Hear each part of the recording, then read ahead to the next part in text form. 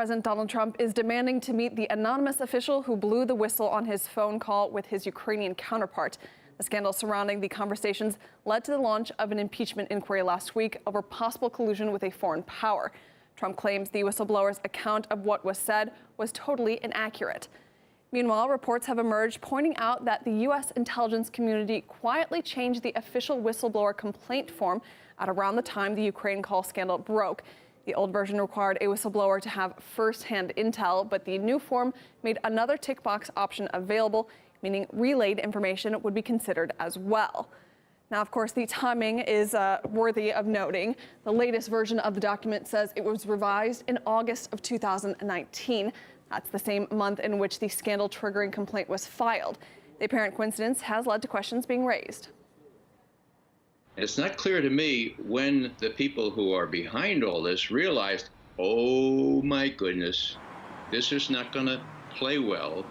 This will not go through the Inspector General process because it's all hearsay, it's secondhand information. It's funny to me, at least here on the U.S. side, that the news outlets just immediately identified this person as a whistleblower. But if you are a whistleblower blowing the whistle on waste, fraud, abuse, and illegality in the intelligence services, you're not a whistleblower, you're a leaker. And so I think that's really where the transformation has been. RT's Murad Gaziev looks at the sudden change of standards and its possible ramifications.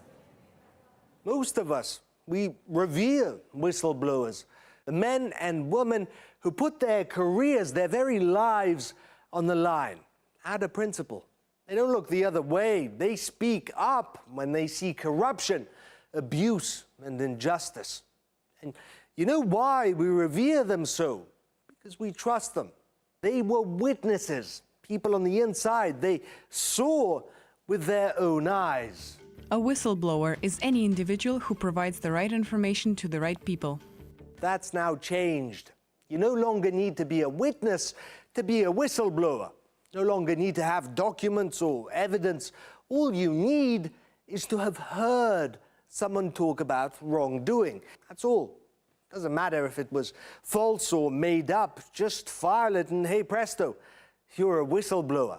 Like the individual who spawned the Trump-Ukraine scandal. The background of this, of course, is the whistleblower, the filing report and stating in the first sentence, I don't know this firsthand. This was told to me by, I learned this from, and there are multiple sources. So we didn't have any firsthand evidence.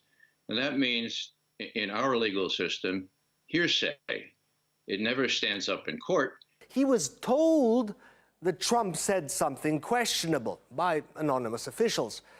Told them wrong, it seems. At least some of it was already proved false. The president pressured Mr. Zelensky with a specific request that the Ukrainian leader locate and turn over servers used by the Democratic National Committee and examined by the US cybersecurity firm CrowdStrike. I would like you to do us a favor, though, because our country has been through a lot and Ukraine knows a lot about it. I would like you to find out what happened with this whole situation with Ukraine. They say CrowdStrike, the server, they say Ukraine has it. Whatever you can do, it's very important that you do it if that's possible. The president also praised Ukraine's Prosecutor General, Mr. Yuri Lutsenko, and suggested that Mr. Zelensky might want to keep him in his position. I heard you had a prosecutor who was very good and he was shut down, and that's really unfair. A lot of people are talking about that, the way they shut your very good prosecutor down, and you had some very bad people involved. Ladies and gentlemen, we have front row seats as we watch the noble, even honorable title of whistleblower sullied, muddied by partisan politics, inaccuracy, and bias. Although the intelligence community Inspector General's preliminary review identified some indicia of an arguable political bias on the part of the complainant in favor of a rival political candidate, such evidence did not change my determination that the complaint relating to the urgent concern appears credible. What did they do? In our American jargon, we say that they changed the goalposts. They changed the rules. How could these people possibly think they would get away with this?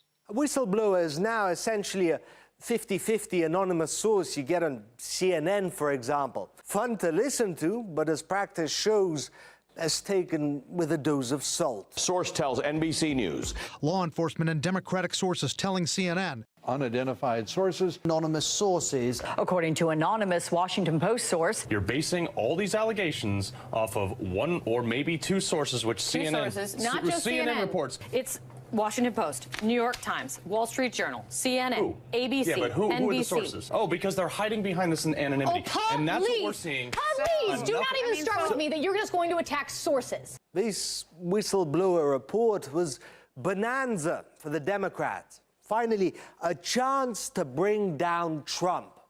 But now that it's showing cracks, liberals are sprinting to plaster them over.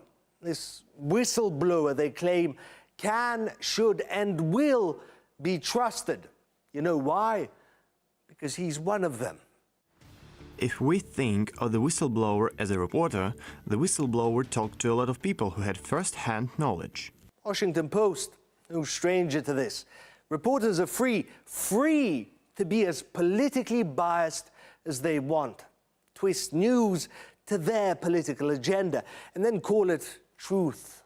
All of us who have been involved in national security and have reported on waste, fraud, abuse, and illegality have been whistleblowers. But because this whistleblower in particular fits the mainstream media's narrative of Donald Trump committing crimes, he was automatically called a whistleblower. He was automatically assumed to have the national interest at heart. And I'm not really sure that that's the case. To think, they all but crucified Snowden and Manning for exposing global surveillance on all of us and war crimes that we'd never have known about. But here you have a biased complaint riddled with inaccuracies, submitted by an individual who saw nothing but passed on what he was told with a clear political spin to it. And he's applauded, cheered, and praised. Ladies and gentlemen, watch as the noble name of whistleblower dies. And it's just as phony, and I use the word phony, it's just as contrived, it's just as fabricated as the whole Russiagate charges against Trump. We know and we have proven that there's nothing behind those, no evidence, no first-hand or even second-hand evidence.